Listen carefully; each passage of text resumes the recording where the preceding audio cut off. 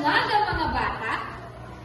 Bago kayo umupo, pulutin ang mga maliliit na basura sa ilalim ng inyong upuan at pakitapon ito sa basurahan. Maaari na kayong umupo. Sabihin ang salitang present kapag aking tinawag ang inyong pangalan. Maliwanag ba? Magaling, walang lumiban ngayon. Bago tayo dumako sa ating aralin, ay nais ko lamang ipaalala sa inyo ang ating mga patakaran sa klase.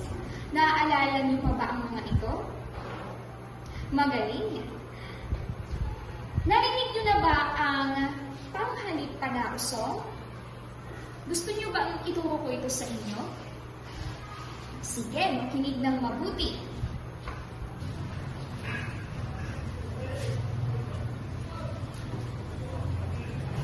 Pwede niyo akong sabayan mga bata.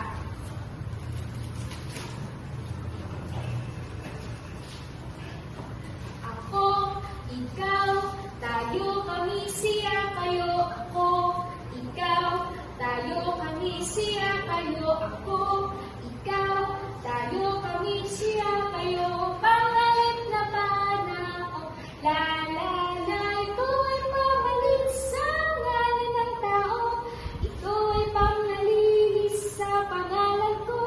Ito ay araw-araw ginagamit ko.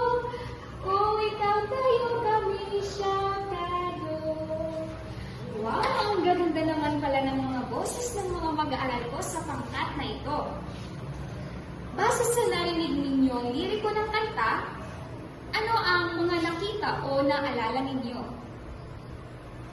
Sino ang gustong sumagot? Magaling! Narinig niyo na ba ang mga ito na ginamit sa pangungusap? Sa inyong palagay, ano kaya ang tawag sa mga ito? Tumpak. Makinig ng mabuti dahil ito ang pag-aaralan natin sa ating talakayan ngayong umaga. Ngayon mga bata ay magkakaroon tayo ng pangkatang gawain. Hahatiin ko kayo sa dalawang grupo. Ang hanay sa gawing kanan ay ang unang grupo at sa kaliwa naman ay ang pangalawang grupo. Bibigyan ko kayo ng marker at papel para sa inyong sagot. Babasahin ko ng 2 beses ang katanungan at kapag sinabi kong time's up ay kailangan wala nang sasagot. Naunawaan ba mga bata? Madali yan. Huwag kayong mag-alala dahil madali lamang ito. Piliin ang tamang titik ng sagot. Pipiliin nyo ang angkop na pamalit sa ngalan ng tao na nabanggit sa pangungusap.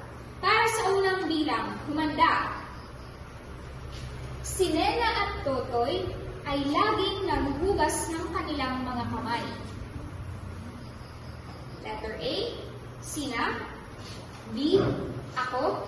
C, kayo. D, tayo. Tense up. Ano ang tamang sagot? Magaling. 1 punto para sa 2 grupo. Pangalawang bilang. Si Kuya Orlan, Ate Mig at ako ay nakikinig ng balita. Titik A, tayo. B, kami. C, ako. D, sila. Tense up. Ano ang tamang sagot? Magaling! Meron na kayong tagda 2 puntos, mga bata. Pangatlong katanungan. Ikaw at ang iyong kapatid ba ay kumakain ng gulay? Ulitin ko. Ikaw at ang iyong kapatid ba ay kumakain ng gulay? Titik A, sila. B, tayo. C, kayo. D, ako. Pens up. Ano ang inyong sagot? Tumpak. Karagdagang puntos para sa bawat grupo. Pag-ilan na ba tayo? Pang-4? Sige, humanda. Makinig ng mabuti. Si Ate ay isang magaling na nurse. Ulitin ko. Si Ate ay isang magaling na nurse. Titik A, tayo. B, B, siya.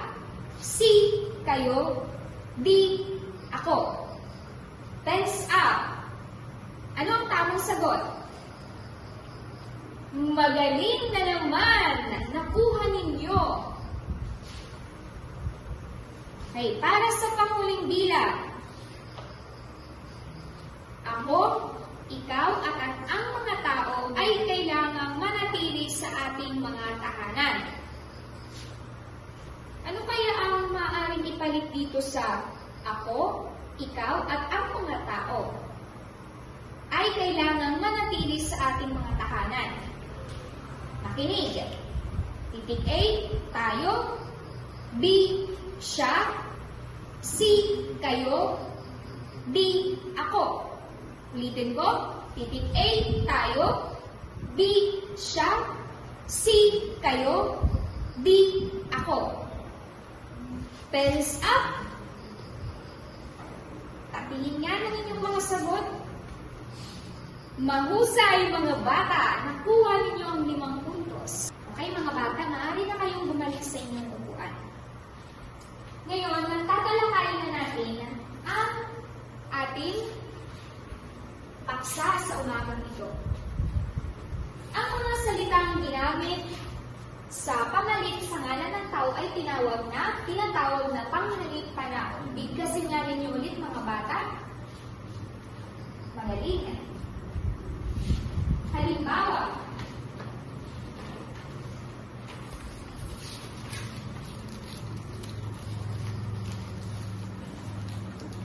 basahin ang sabay-sabay. Si Binibining Mendez ay magaling na guro.